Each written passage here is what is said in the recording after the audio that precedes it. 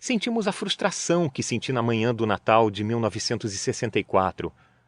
Montei aquilo que era o presente dos sonhos de uma criança de 9 anos. Uma coleção que tinha um trem e a estrada de ferro em miniatura, com motor movido a pilha e sinaleiros piscando. Coloquei a locomotiva nos trilhos e fiquei observando com total alegria enquanto o brinquedo com quase 1,5 kg de puro aço atravessava o chão do quarto. Ele dava voltas e voltas e voltas e voltas. Depois de algum tempo, eu o peguei e o virei para outra direção. Ele continuou a dar voltas e voltas e voltas. Mãe, o que mais eu vou ganhar de Natal? Da mesma forma, nossa vida segue em longas pistas ovais, uma volta após a outra. O primeiro emprego, a promoção, o dia do casamento, camas para os quartos das crianças, filhos, netos, voltas e voltas.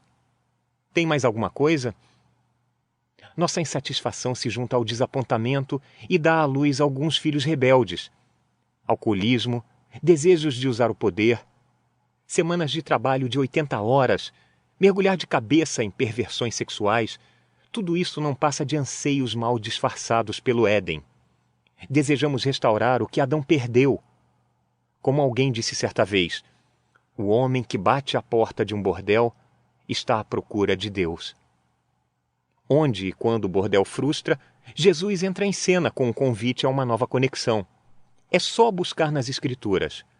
Efésios, João, todos dizem que, embora estejamos mortos em nossas ofensas e pecados e separados da vida de Deus, todo aquele que crê que Jesus é o Cristo é nascido de Deus. Eles não se tornaram filhos de Deus pelos meios naturais, isto é, não nasceram como nascem os filhos de um pai humano. O próprio Deus é quem foi o pai deles. Não perca o milagre interior e invisível despertado pela fé. Deus nos restabelece o status do jardim do Éden. O que Adão e Eva fizeram antes da queda, nós fazemos agora. A família mais importante andou com Deus. Também podemos. Eles ouviram sua voz. Também podemos. Eles estavam nus e não tinham vergonha. Podemos ser transparentes com Ele e não ter medo. Não precisamos mais fugir ou nos esconder. Ele sopra a vida em vidas esvaziadas. Faz por nosso coração o que fazemos com baterias de carro descarregadas. Foi o que aconteceu comigo recentemente. Girei a chave da ignição do carro. Nenhum barulho. Então, fiz o que qualquer pessoa faria. Pus o uísque no tanque do carro, confiante de que uma garrafa com 40% de teor alcoólico provocaria alguma reação. Nada aconteceu. Coloquei uma televisão em frente ao radiador e sintonizei em um jogo.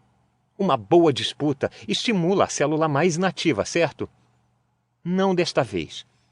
Então, comprei a última edição da Play Car e deixei os faróis do carro se regalarem com algumas beldades da Europa. Nenhuma resposta. A bateria tinha arrancada de uma caixa de sapato. E você já deve estar achando que tem o QI de uma chave de fenda, não é? Quem é que recorre a bebidas, telas de TV ou corpos para se sentir renovado? Muita gente. Um número considerável de pessoas. Mas a oferta de Jesus ainda está de pé. Ele nos deu uma nova vida pela ressurreição de Jesus Cristo. Por isso, o nosso coração está cheio de uma esperança viva. Assim, esperamos possuir as ricas bênçãos que Deus guarda para o seu povo. Ele as guarda no céu, onde elas não perdem o valor e não podem se estragar nem ser destruídas.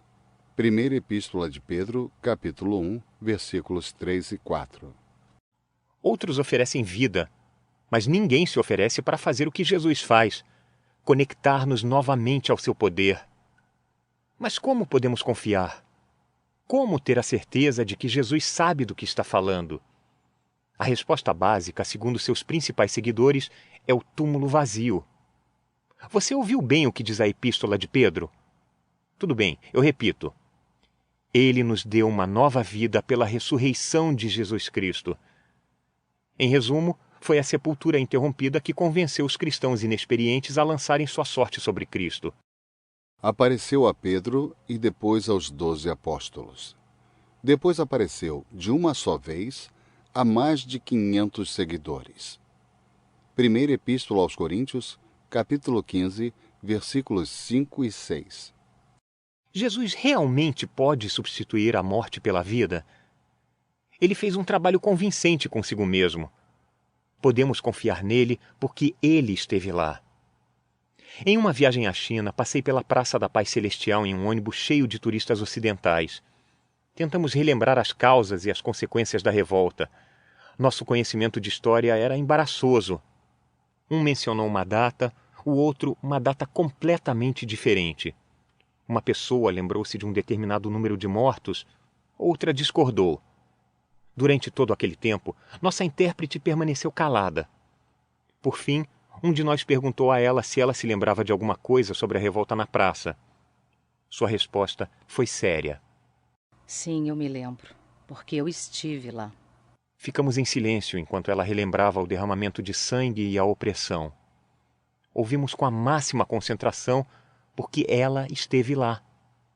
Nós que seguimos a Cristo fazemos isso pela mesma razão. Ele esteve lá. Ele esteve em Belém, usando trapos encontrados em um celeiro e ouvindo o ruminar das ovelhas, sendo amamentado e tremendo de frio. Toda a essência da divindade se encerra em um corpo de aproximadamente 3,5 kg e dorme enquanto uma vaca se alimenta.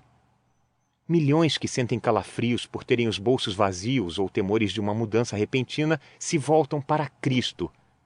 Por quê?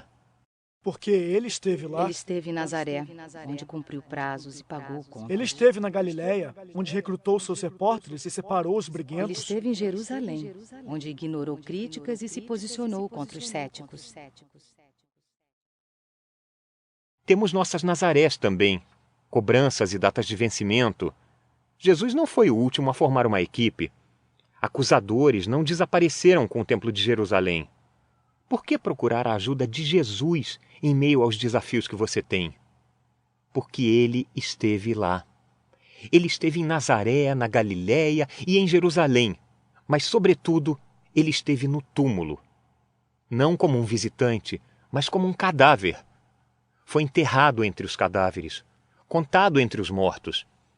O coração silenciou e os pulmões ficaram vazios, o corpo coberto e o túmulo fechado. O cemitério. Ele foi enterrado ali. Você ainda não. Mas será. E uma vez que será, você não precisa de alguém que conheça a saída? Está escrito na primeira epístola de Pedro e na segunda epístola a Timóteo que Deus nos gerou de novo para uma viva esperança, pela ressurreição de Jesus Cristo dentre os mortos. Aboliu a morte e trouxe à luz a vida e a incorrupção pelo Evangelho. Você lembra aquele cheque na minha cidade natal? Ainda estou esperando por ele. Não conto com ele para muita coisa. Os 3,50 prometem render pouco, mas... E a promessa de João 3,16? Faz muito tempo que eu depositei esse cheque. Ele rende juros todos os dias e assim será para sempre. O seu cheque também renderá.